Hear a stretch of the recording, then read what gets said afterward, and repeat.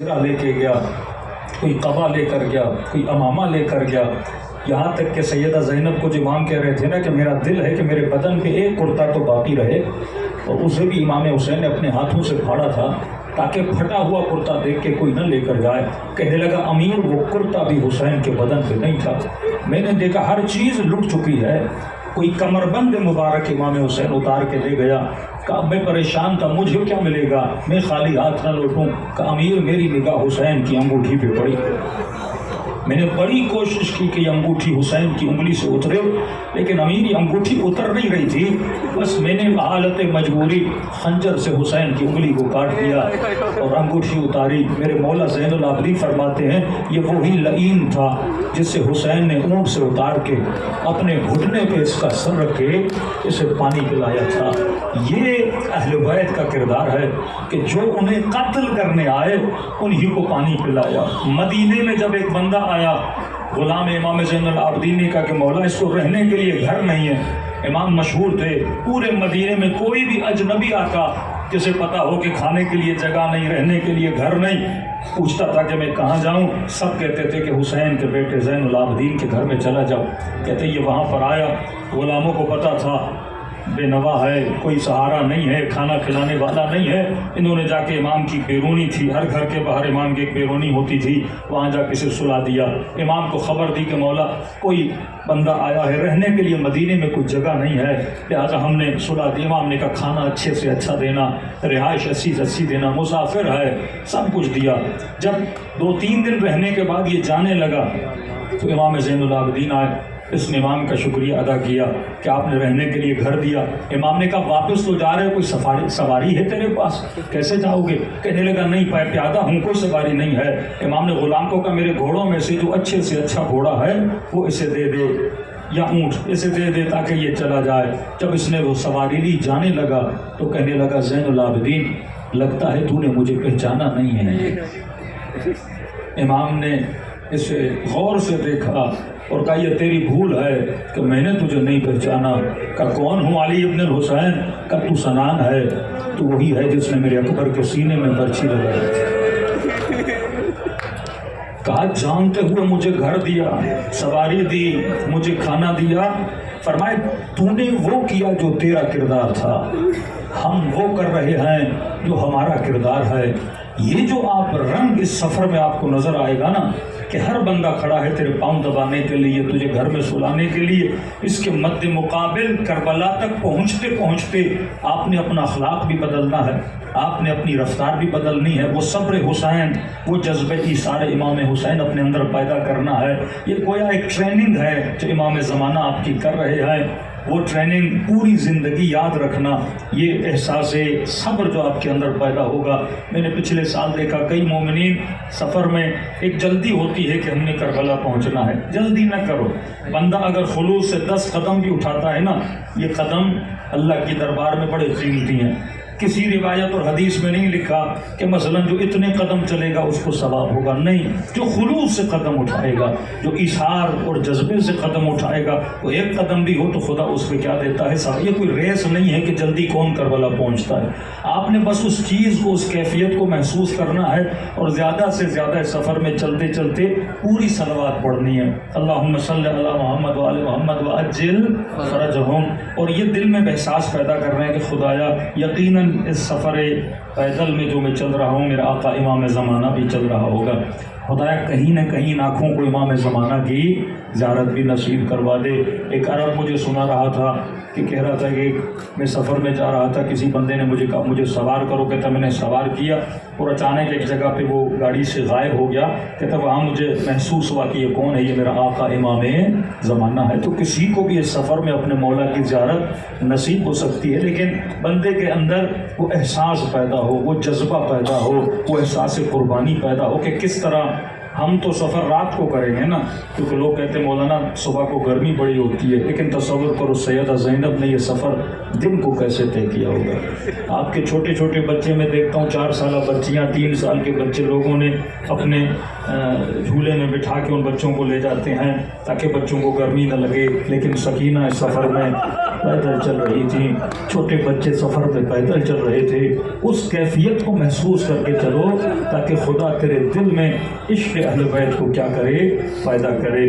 और जब तक ये इश्क़ ज़िंदा रहेगा, पूरी ज़िंदगी भी गुजारोगे तो इस इश्क़ को महसूस करोगे। एक मोमिन ने कहा, मौलाना मैं एक मरतबा इमाम हुसैन की ज़ियारत के लिए गया, लेकिन अब हर महीना ख्वाब में मेरी रूह करबला आती है, एक तड़प मेरे अंदर पैदा होती है कि मैं फिर वापस करबला जाऊँ। तो इस गम को अपने दिलों में मौजूद रखें, सेव करें, ताकि वापस अपने वतन को जब आप जाएं ये गम आपको इमाम हुसैन की याद दिलाए। जज्बा कुर्बानी, जज्बा ईसार, जज्बा सब्र इस सफ़र में होना चाहिए। एक मोमिन का वाक़या मैं हमेशा सुनाता हूँ। 2004 में जब वो एक मोमिन कहता, उसके 2 बेटे थे, उसने बेटे मेरे हवाले किए और ख़ुद जो है आगे आगे चल रहा था। कि बेटे छोटे हैं, आप इसको आहिस्ता आहिस्ता लेते आओ। और 2004 में एक बम ब्लास्ट हुआ था, तकरीबन पोल नंबर 95 से 94, 3-4 पोलों के बीच में। कहता जब ये बम ब्लास्ट हुआ तो बच्चे पीछे थे मेरे साथ, आगे उनके वालिद थे।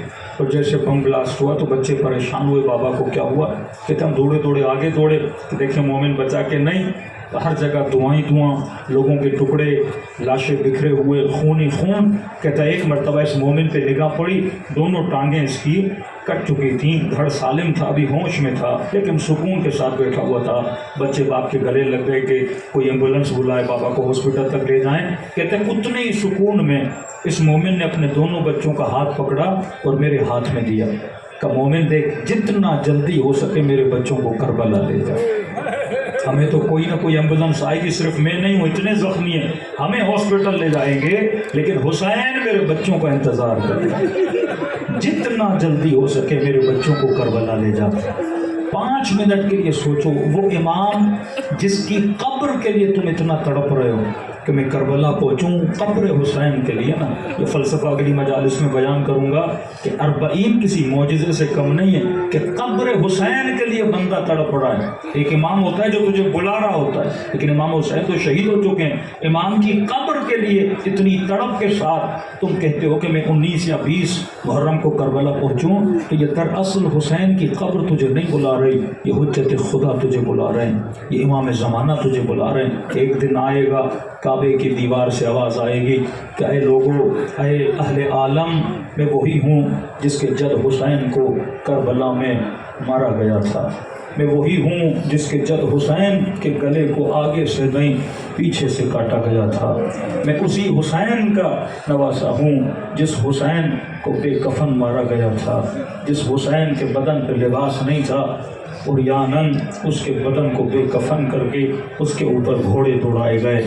इब्न ज़ियाद ने जब ये जुमला किसी सिपाही ने ज़ियाद को कहा ना, तो सैयदा ज़ैनब दरबार इब्न ज़ियाद में तड़प गई।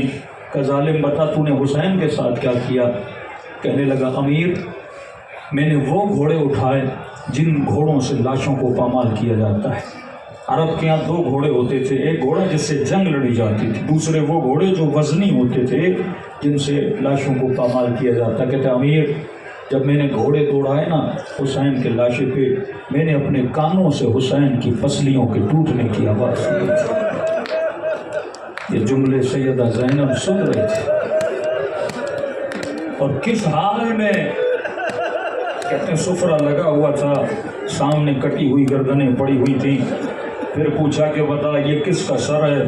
का अमीर, ये कासिम का सर है। फिर इसने एक लुकमा खाया, कहा ये किसका सर है। कहा ये औनो मोहम्मद ज़ैनब के 2 बच्चे हैं। फिर इसने लुकमा खाया, कहा ये किसका सर है। कहा अमीर, ये कमर बनी हाशिम अब्बास का कटा हुआ सर है। फिर इसने एक लुकमा खाया, अब इसकी निगाह एक सर पे पड़ गई। लिखने वाले लिखते हैं कि इब्न ज़ियाद ने खाना खाना छोड़ दिया। का बता तो सही है किसका सर है जो इतना हसीन है। आवाज़ देकर कही कि अमीर, ये हुसैन का बेटा था अली बिन अकबर, ये उसका सर है। ये तारीख में जुमले लिखते हैं कि इस लही ने कहा कि इब्न साद تجھے کس نے کہا تھا کہ حسین کو قتل کرو؟ پریشان ہو گئے، امیر آپ نے حکم دیا تھا۔ کہ واللہ اگر پتہ ہوتا نا اکبر جیسا بیٹا ہے میں کبھی نہ کہتا کہ حسین کو قتل کرو۔ پریشانی کے عالم میں پوچھ رہے کہ امیر ایسی باتیں کیوں کر رہے ہو کہ اگر پتہ ہوتا اکبر کا بیٹا ہوتا میں حسین کو کبھی قتل نہ کرتا۔ کہ خدا کی قسم جس کا ایسا حسین بیٹا ہو اسے مارنے کی ضرورت نہیں ہے، وہ کٹی ہوئی گردن کو دیکھتا خود ہی اس کی روح پرواز کر کے نکل جاتی۔ اب تصور کرو بی بی زینب پہ کیا گزری ہوگی، جس نے اپنے ہاتھوں سے اکبر کو پالا، جس نے اکبر کو جوان کیا۔ ہر بازار میں اس کٹی ہوئی گردن کو دیکھتی جاتی تھی اور کہتی تھی اے اہل کوفہ، جس نے نبی کی زیارت کرنی ہے نا وہ میرے اکبر کے چہرے کو دیکھ لے، خلقاً و خلقا، جس کا اخلاق میرے مصطفیٰ جیسا، جس کی رفتار میرے مصطفیٰ جیسی۔ تو عزیزو یہ سفر صرف سفر نہیں ہے، یہ زندگی بدلنے کا سفر ہے۔ انشاءاللہ جب شروع کریں گے ہر قدم پہ اپنے مرحومین کی بھی نیت کریں، اپنی مرحومہ ماں کی نیت کریں، مرحوم باپ کی نیت کریں کہ خدا اس کو اس ثواب میں کیا کرے، شامل کرے۔ دوسرا، امام حسین کو جگہ جگہ سلام کرتے جائیں۔ کبھی سوچا کرو کہ زیارت عاشورہ میں 100 سلام کا حکم کیوں ہے؟ آدمی